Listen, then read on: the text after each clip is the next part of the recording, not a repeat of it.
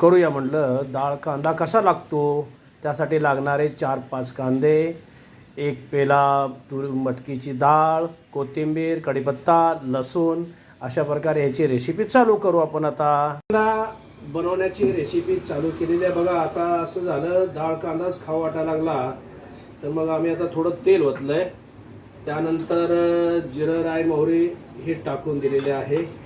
ते काय अजून तडतडा लागलेले आहे आता सध्या. त्यानंतर आपण टाकूया लसूण बघा. आता हे लसूण टाकलेलं आहे तर भरपूर असं लसूण टाकला तर त्यामध्ये टाकू आपण थोडा कढीपत्ता टाकलेला आहे. भाजून झाला आता कांदा टाकल्याने बघा. आता ही डाळ कांद्याची रेसिपी आहे आपली. घेऊया, टाकूया मीठ. हा जरा कांदा लवकरात लवकर लालसर होऊन जातो. हे थोडं झाकून ठेवूया त्याच्यावरती बघा. आता हे झाकण काढून घेऊ.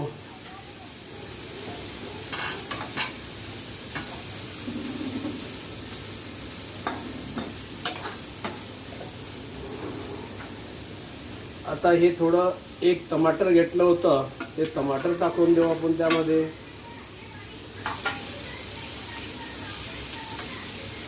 त्यामध्ये आपण टाकत आहोत थोडी हळद,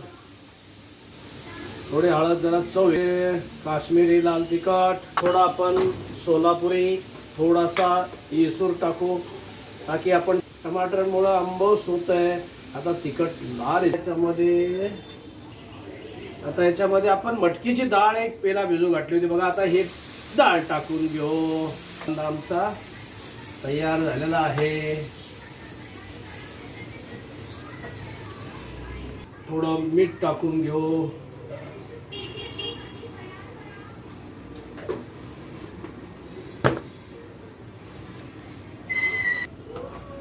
मस्तपैकी हिरवीगार कोथिंबीर बघा. आता हे चवीसाठी कोथिंबीर तर आवश्यकता आहे.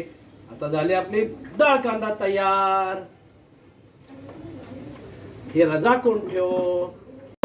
डाळ कांदा, मिरची आणि कांदा आणि डाळ आणि 2 भाकरी.